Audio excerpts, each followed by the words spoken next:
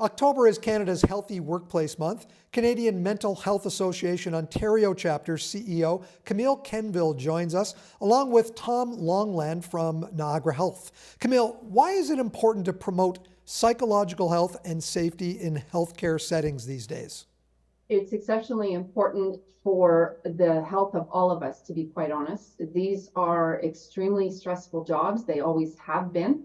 I think our awareness was raised during the pandemic about how incredibly stressful healthcare is for those employees in the system. But if we truly value our healthcare system, as I think we do as Canadians, we want to ensure that the folks staffing those facilities, doctors, nurses, but everyone across the board has the ability to learn about good mental health, to have tools at their disposal to ensure that they can manage their mental health throughout the day. And we're very delighted to be in a position to be able to support that for the benefit of all patients. Camille, you have developed, CMHA Ontario has developed a program to help locations such as Niagara Health hospitals with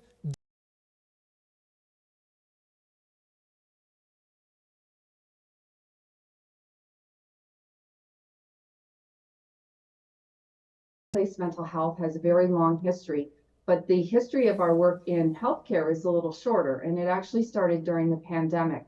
We were as concerned as everyone else was with the state of nursing care in particular, as it relates to both hospitals and long-term care facilities, and the continual drumbeat we heard about how there was a burnout of nurses, how that the conditions were exceptionally difficult for them, and that far too many were leaving the profession.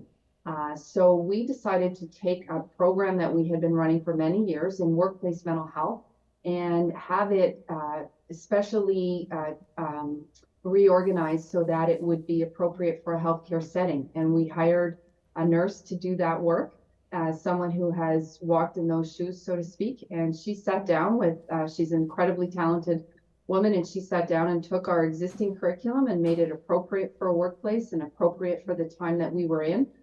And then we went to the Ministry of Health and the Ministry of Long-Term Care, and we said, we want to help. And to their great credit and much to our delight, they were very quick to support us and invest.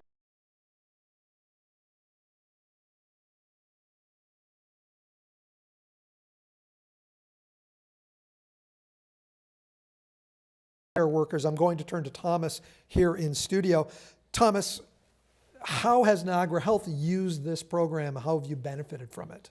Yeah, so your health space for us really, as Camille mentioned, came from within the pandemic. So one of the biggest benefits from the programming is what Camille mentioned, is that a nurse was driving it. So a healthcare worker that had been through part of the pandemic, been through those stresses, the anxieties, the pressures of the healthcare system during, the heat of the pandemic. And what they were able to do with Niagara Health and our wellness department is put together basically a little bit of a scheme to be able to get into the hospital, to get to those clinical areas for these individuals from your health space to come in and talk to our people that are frontline.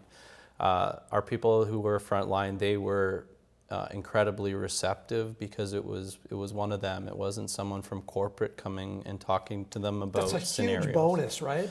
Exactly. It's someone that they can relate to. Yes, and your health space, the way that they did their programming was they were very flexible. They were very open to how Niagara Health was working through the pandemic, and they worked with our wellness department to learn the landscape of the ever-changing, scheme and setup and that we had in the hospital. The rest of the world at this time when your health space came was pretty open, right? But the hospital setting wasn't. We still had staff screening. We still had masking. We still had... Yeah, the stress went on much longer for healthcare workers. Yes. So they were willing to come in. They were willing to learn. They were willing to listen to us to say, this is how you're going to reach the people that need it the most. And it was very, very successful. Camille, these are words that I'm sure you're really happy to hear, that it's working and that it's been receptive from this aspect. Absolutely. It's delightful to hear, but the credit goes to Niagara Health as well, because quite honestly, when we were in the early stages of developing this program, it was Niagara Health who put their hand up and said, we're happy to pilot it here. We're happy to help as you sort through what's going to be the strongest curriculum, as you determine how this program should function. And so we're deeply indebted to Niagara Health because they've been great partners with us, and we're really delighted to be able to hear that the program has been flexible and suited your needs.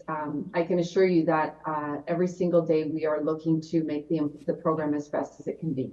Camille, as we mentioned off the top, October is Canada's Healthy Workplace Month. What kinds of things is CMHA Ontario focusing on during this month? That's a great question, and I'm glad you asked, because my colleagues have been working very hard on getting some specific attention in each week of the month. So the first week is take action on physical well-being, and then the second is taking action on psychological well-being. The third is on social well-being, and the fourth is on community well-being. So we'll be putting out information on each of these throughout the month of October. And just to be clear on that, this is about all workplaces during the month of October, It is. not just workplaces in the health sector. That's exactly right. We have a long and very proud history across Canada, to be quite honest, but especially here in Ontario, we actually developed our workplace training through our Mental Health Works program. And that program will go into any workplace of any size.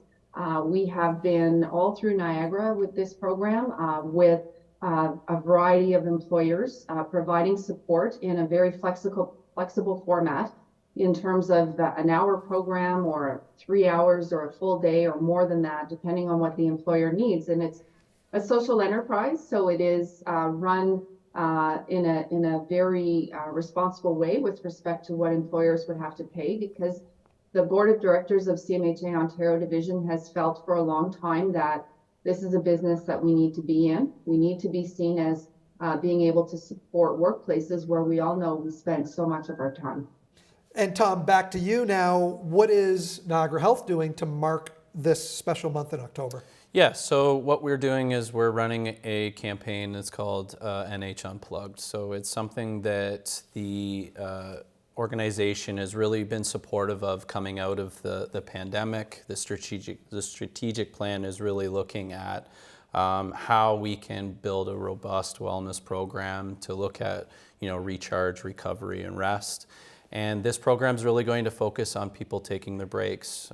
If we're making sure that people are taking their breaks, then we'll be a successful program over October. We're providing much of similar programming that we have throughout the entire year, but beefing it up a little bit for each of the 5 sites that we have. And some of the programs, just some highlights. So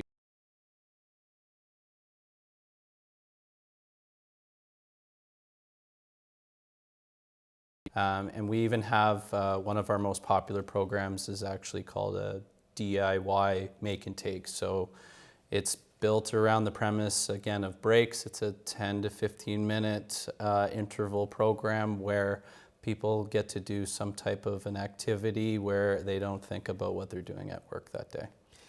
Back to the CMHA Ontario program, can you say how it's benefited, and have you seen a relief, I guess, of the stress level to some degree?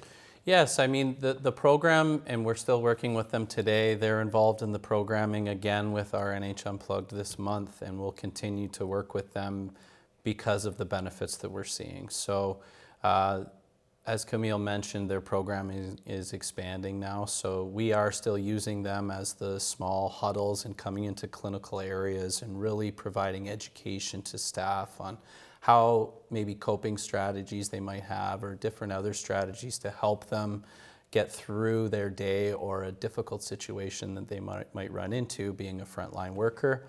But we're also starting to utilize more of their programming in terms of the longer interval education sessions, which they have for leaders now, and bringing that into Niagara as well. I love this partnership, Tom. Camille, thanks so much for joining us. Really appreciating hearing more about this. Thank you.